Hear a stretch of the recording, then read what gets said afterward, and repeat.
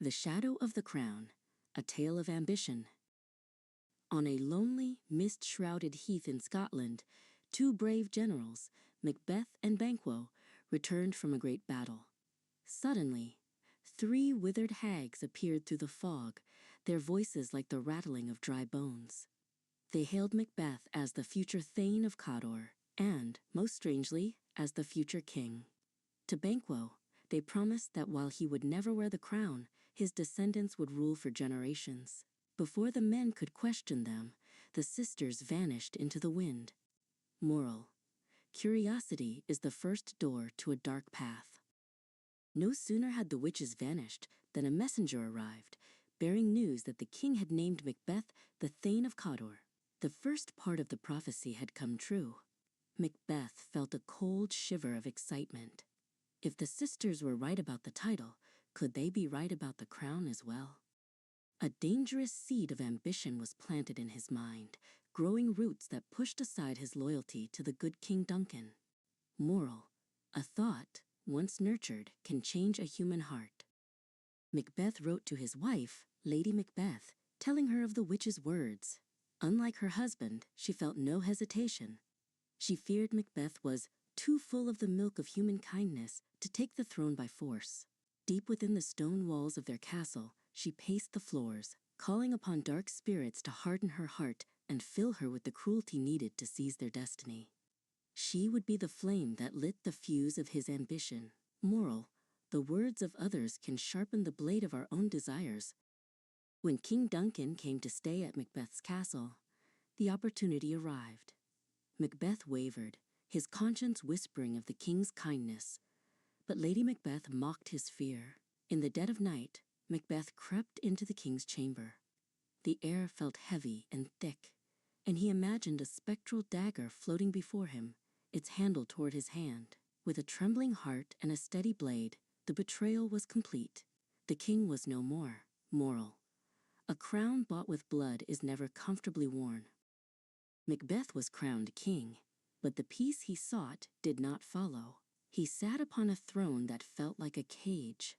He remembered the witch's second promise, that Banquo's children would one day rule. Paranoia, like a creeping ivy, began to choke his mind. He could not trust his friends, his shadow, or even the wind. To stay safe, he decided he must strike again, believing that more blood would wash away the fear of the first drop. Moral: power gained through deception brings only suspicion. Macbeth sent masked men into the woods to find Banquo. He could not bear to look his friend in the eye again, so he chose to strike from the darkness. Banquo, ever loyal and brave, was ambushed under the silver light of the moon. Though he fell, his young son Fleance escaped into the night. The threat to Macbeth's throne remained, growing in the dark like a storm on the horizon. Moral: to secure a lie, one must commit 1,000 more. That evening Macbeth held a grand banquet for his lords, but as he went to sit, his blood turned to ice. There, in his own chair, sat the pale, blood-stained ghost of Banquo, staring at him with hollow eyes. Macbeth shouted and gestured at the empty air, for no one else could see the phantom. The guests whispered in confusion, realizing their king was a man haunted by terrors they could not name. Moral: the conscience is a witness that cannot be silenced. Desperate for answers, Macbeth returned to the three witches. They showed him visions that seemed to promise safety. They told him he should fear no man of woman born, and that he would never be defeated until the great Birnam Wood moved to his castle at Dunsinane. Macbeth laughed with relief. Trees do not walk, and every man has a mother. He felt invincible, unaware that the witches spoke in riddles meant to lead him to his doom. Moral: we hear what we want to hear, even when it is a trap. Macbeth became a tyrant, ruling Scotland with an iron fist and a heart of stone. The nobles fled, including the brave Macduff, whose family suffered the king's wrath. In England, Macduff met with Malcolm, the rightful heir to the throne. Together they gathered an army of people who loved their country more than they feared its king. The clouds of war began to gather over the Scottish hills. Moral: A ruler who rules by fear will eventually find himself alone. While Macbeth prepared for battle, Lady Macbeth fell into a sickness of the soul. She walked in her sleep, carrying a candle through the dark halls, rubbing her hands together as if washing them. "Out, damn spot," she cried.